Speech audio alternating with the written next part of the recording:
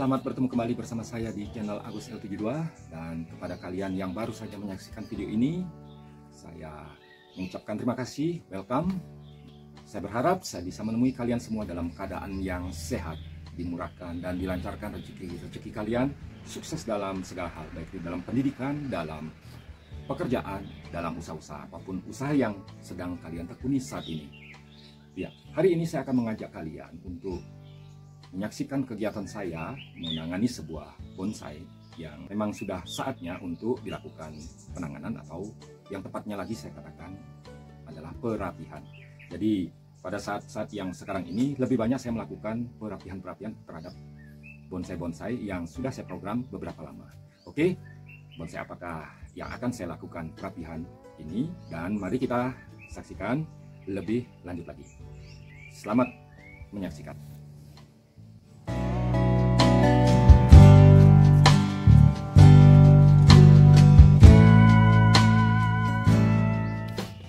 Baiklah teman-teman, inilah bonsai serut yang akan saya lakukan perapihan, di mana bonsai ini berstyle syakan atau gaya miring.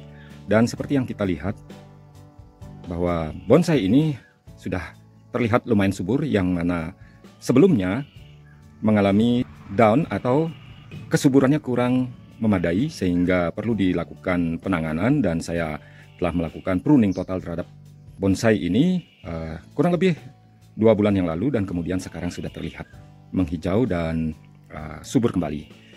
Baiklah teman-teman, kita lihat lebih dekat dan kita amati ya, mulai dari perakaran. Ya, perakarannya yang lebih cenderung ada di belakang, dan kemudian di sini ada aksen batu yang saya buat sendiri untuk memberikan kesan bahwa bonsai ini miring dengan alasan tertopang oleh batu dan tidak tumbang karena adanya batu ini. Ya, seperti kita ketahui, apabila di bawah dari kecondongan bonsai ini, di bawahnya tidak ada perakaran yang kokoh, berarti kita harus mencari jalan keluar dengan memberikan aksen batu, seolah-olah bonsai ini tertopang oleh batu. Yaitu kira-kira penggambarannya, jadi bonsai ini masuk akal apabila ada batunya. Nah, kita lihat percabangannya seperti ini, dan ini dibagi menjadi 2, yaitu yang menggantung, yang kemudian di sini dibentuk sedemikian rupa, masih dalam tahap penyuburan karena memang akhir-akhir ini keadaannya drop dan sekarang sudah mulai terlihat merimbun. Dan kemudian batang yang ke atas ini membentuk polanya tersendiri dan sampai pada struktur percabangan dan mahkotanya. Jadi seperti ini gambaran atau penglihatan kita sementara karena kita belum merapikan, dan bagaimana hasil dari perapihan saya nanti bisa kalian lihat struktur yang lebih jelas dari bonsai ini. Baiklah, tanpa berlama-lama saya akan melakukan perapihan bonsai ini. Oke, saksikan terus teman-teman.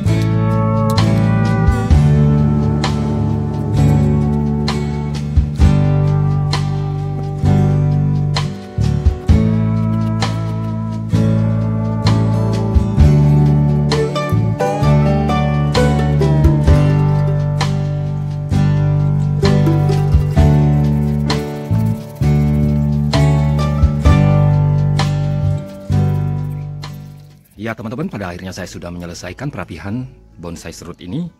Ya, memang ada sedikit yang mengganjal dari pemandangan yang bisa kita lihat karena kawat wiring belum saya lepas, dan sebenarnya sudah bisa kita lepas untuk melihat keutuhan dari bonsai ini. Ya, tapi lain waktu saya akan melakukan pelepasan kawat wiringnya, dan seperti yang bagaimana saya telah katakan di awal, kita akan melihat percabangan dan perantingan dari bonsai ini ataupun keseluruhan konsep dari bonsai yang saya tangani saat ini. Mari kita mulai kembali dari akar seperti yang sudah kalian saksikan dan kalian sudah dengarkan di awal, bahwa bonsai ini memiliki akar yang lebih cenderung atau lebih banyak ke bagian atau di sisi belakangnya. Seperti ini ada akar besarnya, kemudian sudah mendapatkan pressing dan ada akar-akar yang bercabang atau memisah di sini seperti ini teman-teman. Dan kemudian aksen batu yang saya buat. Jadi bonsai ini kelemahannya yaitu di akar bagian bawah dari kecondongan, di mana tidak ada akar besar di bawahnya.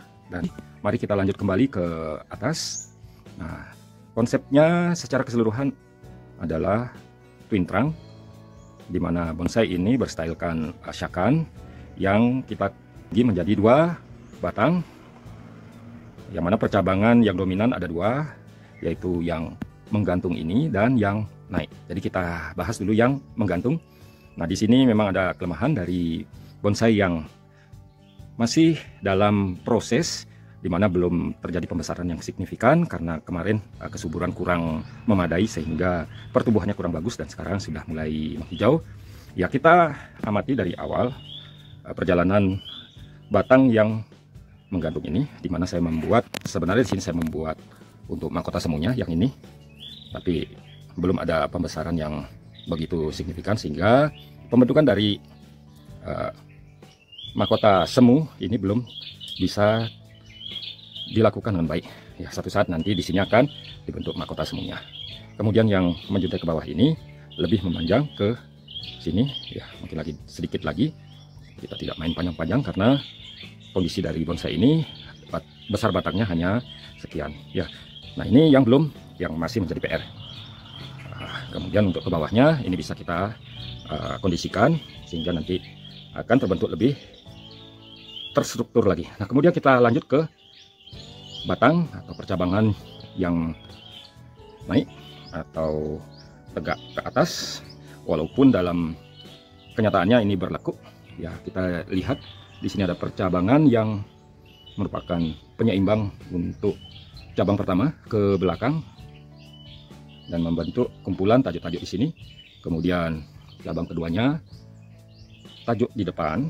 Kemudian di sana ada back yang saya sudah siapkan dan sudah lumayan rimbun juga, dan masih ada percabangan berikutnya atau batang terusannya yang sebenarnya masih kecil sih gitu, yang kemudian nanti menuju ke top mahkota. Ya, memang serut ini memang sulit sekali untuk membesar, tetapi kalau untuk memberikan batang yang besar seharusnya kita loss lebih lama dan kemudian kita baru pressing. Ya, tapi keadaan sudah dibentuk dan seperti ini kondisi kenyataannya. Jadi memang ada kelemahan dari batang terusan ke atas ini yang masih kecil, tetapi secara struktur sudah memadai karena sudah memiliki bentuk dan proporsi untuk percabangannya dan mengisi ruang-ruang dimensi.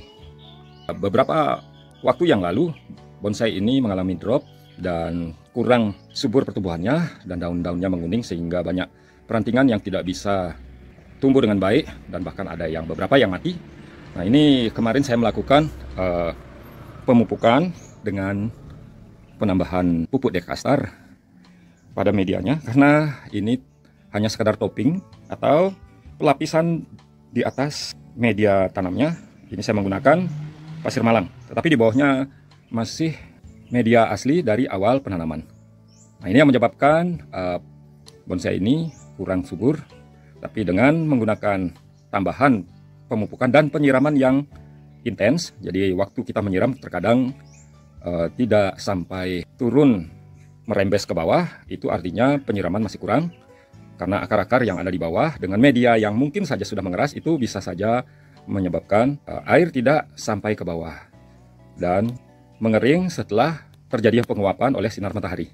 Ya, jadi trik saya yaitu menambahkan pupuk dekastar dan penyiraman yang intens. Biasanya saya lakukan penyiraman ini dengan menguncur media tanamnya, kemudian beberapa saat kita melihat air sudah menggenang sampai ke ujung dari bibir pot. Itu kita alihkan ke pohon yang lain sampai surut, dan kemudian saya lakukan kembali beberapa kali. Nah, itu triknya karena potnya juga tidak terlalu besar. Ya teman-teman, kita melihat keliling dulu bonsai ini. Ya, seperti biasa kita akan memutar bonsai ini ke searah jarum jam. Kita mulai dari tampak depannya. Nah, ini tampak depannya, teman-teman. Kemudian kita putar searah jarum jam. Ya, ini sisi kiri dari bonsai atau sudut pandang kita, kanan. Kita putar kembali. Nah, ini back atau bagian belakang dari pandang kita atau pandang bonsai. Ya, seperti ini, teman-teman. Ya, di sana mentok. Jadi kita berusaha untuk memutar.